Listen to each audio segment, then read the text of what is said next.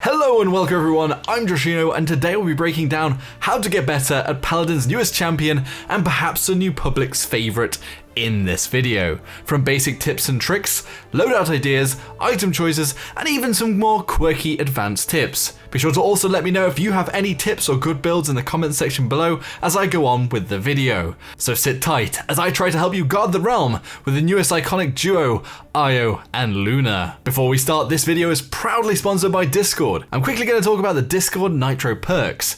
What is Discord Nitro? It's a $9.99 subscription that gives you access to $1,000 worth of sweet games, Discord chat perks including boosting the max emote count on the Joshino server, and also monthly perks for games like Paladins.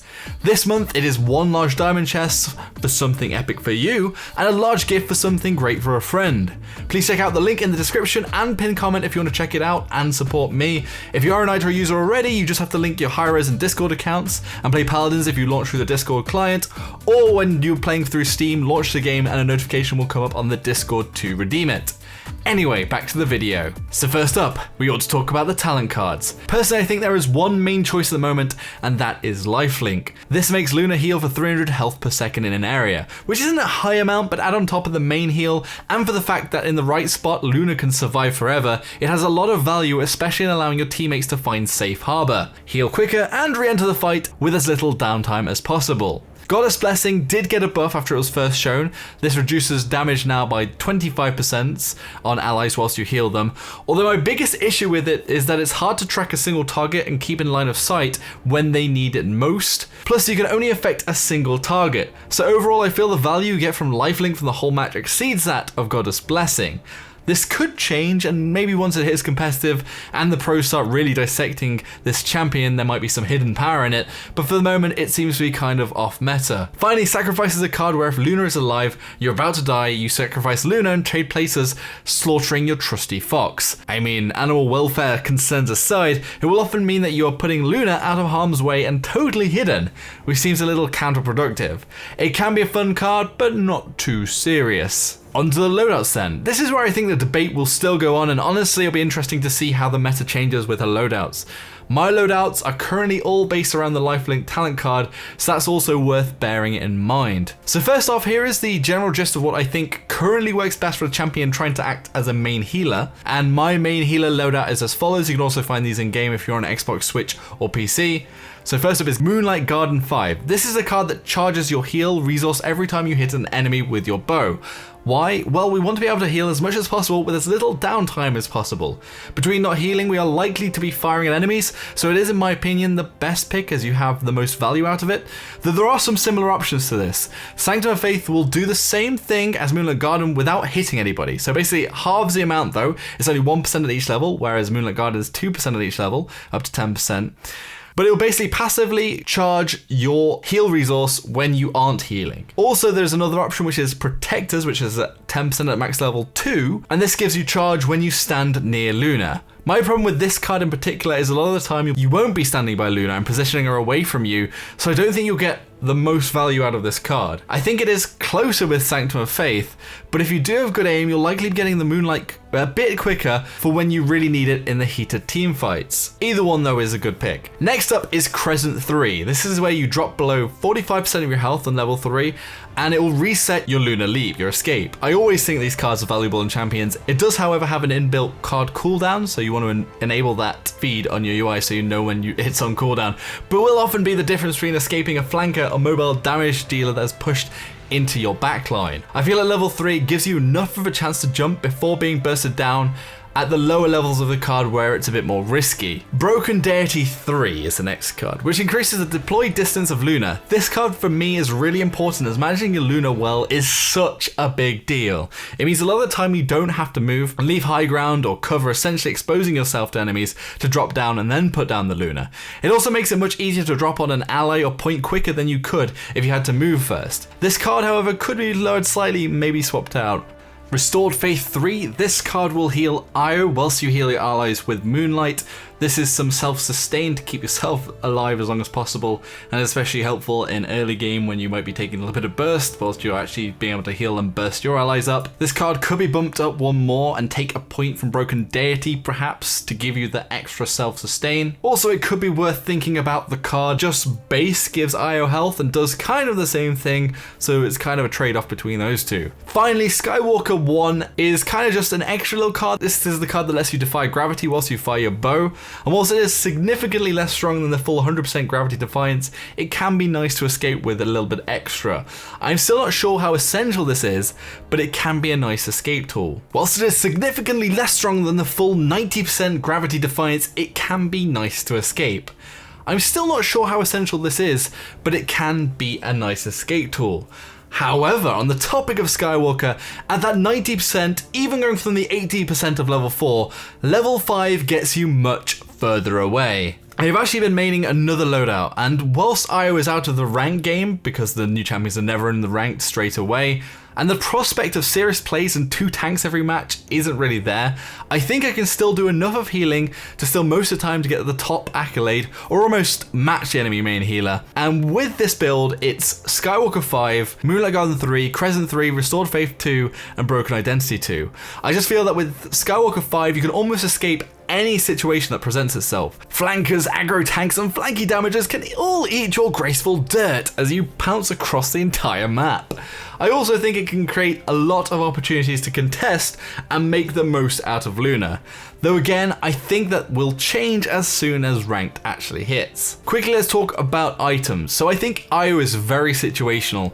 Her heal isn't tied to a cooldown, so Chronos isn't as important. Sure, Luna can have a massive cooldown if killed, but you should be trying to keep her alive as long as possible. So a lot of the time it is what will help your team most. Cauterize, or maybe none of your team has Wrecker, so maybe that can help to bring down shields. Honestly, I think it is very situational to the match, and will just follow what you think will counter what is giving you the most hassle during a game. Anyway, let's move on to some basic tips. Positioning is probably the most important aspect of support champions. This is even more true of IO. IO is very limited in how much you can keep out of danger by the fact that you have to channel your heal on an ally whilst having line of sight of them, and thus bring yourself out of cover to do so. However, it is still very important to use the map to your advantage and to expose yourself as little as possible, whilst also keeping a good vantage point on your allies and also staying in range to heal. Most of the time it is good to be on the high ground so you have a good vantage point of the map. A lot of maps also have cover on one side of the high ground, like on Splitstone Quarry. If you keep towards the giant saw, the enemies can't actually see you from the other side where they're normally firing from, the backline damages, but you can see most of the point and your allies. You also have quite good range with your heal, but most of the time you'll have to move to heal an ally that is low, especially if they have been brought to low health and can't leave their own cover without putting themselves back into enemies' crosshair, be lasered. So it is important that you do move to keep yourself in line of sight and distance the heal, but again, go from cover to cover as much as possible and keep out of the enemy's line of sight as much as you can whilst healing. IO's iconic weapon, the light bow, does not do any headshot bonus damage, so it is always worth only firing at the center of mass of enemy characters, in their chest or wherever really on their body, as it would be much easier to confirm a shot. Your weapon also has no damage drop off, and it pays to be as far away from enemies as you possibly can be. This is especially true if you get dived by an Androxus, say. You'll want to put distance between you and them, as they have damage drop off, whereas you will hit them with the full force of your bow no matter how far away you and they are. Overall, one of her strengths though is that she can poke enemies far away for all of her damage essentially. The light bow projectile does have a relatively large projectile size and is easy to hit with. You can shoot around walls and over cover if enemies are close enough to them for your projectile size and the hitbox to intersect. You can even fire at the top of Khan's shield if you're on higher ground and they face you, even though it doesn't look like you can initially, you could hit that head hitbox. So it's worth pre-firing and also experimenting with what you can and can't hit. Your weapon can be fired by holding down the mouse or trigger button to continuously fire, but like all projectile champions, it is better to make sure you aim every shot and try to be conscious about where your target is moving and where you need to shoot. The rest of it is basically building up your muscle memory, getting the the right distance to where you fire in front of somebody, the tracking, you just have to practice at that. You can lunar leap straight up if you have your back to the wall. Whilst it doesn't seem to give you more jump, it could be a guaranteed jump if you haven't got high Skywalker, and you might accidentally fall, or the curve of the arc might go down before you get to a ledge, for example. Your lunar leap is also most effective the higher up you are, especially with Skywalker, as you'll be able to go from high ground to high ground without again arcing too low. Your ult has a huge projectile, and it is incredibly easy to catch it on a wall, slight hill, or angry floating pixel that's there just to ruin your day. Okay, the last one was a bit of an exaggeration, but make sure you have plenty of space before you fire it off, otherwise you're going to be very disappointed. Your ult makes you invulnerable whilst you charge up the blast, and this is only a split second, but like the Fury and Lian ults, could be the clutch moment that keeps you alive, especially if you have no lunar leap. I have seen teamfights won as an enemy focused a Luna before being thrown back and allies dealt with the rest of the team. You can also fire instantly out of your heal, even if it's channeling, so if you do notice somebody cross your screen on one shot whilst healing, you can fire at them as you break the heal, so don't awkwardly wait for the animation to stop, it will be cancelled. Luna is probably the most unique thing about Io, as the first deployable that can capture a point, so some tips for your furry companion. At the start of the game, you can a lot of the time keep Luna on the point to contest and to heal your point tank, whilst generally causing the enemy nearby misery, as with her relatively large health, she'll be difficult to burst down. Though as the game progresses, you'll want to hide her more and more, as the enemy team will likely take at least one bulldozer, and something like a Strix might be able to destroy it in a few taps. Positioning Luna, in my opinion, is one of the most important things to do as Io.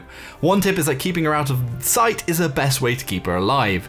So often it's best to place her behind cover and obstacles to keep her pretty and in shape. Quite a few of the maps also have, in the case of Bazaar, a wall plus monument, and Ascension's Peak statues, for example, that are actually on the point and you can put Luna behind. Not only will this make Luna almost impossible to hit, but will force your enemies to dive around her to try and actually cap the point, as you'll be keeping on contesting it without the Luna being able to really be attacked. A lot of my tips on keeping in line of sight with your allies whilst trying to keep out of your enemy's line of sight applies to Luna, although a little bit more simply than it does to Io. Basically, you want to be able to place Luna on allies to heal them and support them, but also you want as few as possible of enemies to be able to see her and shoot her. A lot of the maps have high ground where enemies can take position and shoot down at you from, and you kind of want to keep her against or behind cover out of sight of that. A lot of the time, I will also place her around corners on the payload push where enemies can't see her as a group to burst her down when defending, but your allies can get to her without being shot. Plus, enemies that do come around the corner will have a nasty surprise. Managing Luna also means bringing her back if she is in danger and very low, as if she does die, there is a massive cooldown to have her back.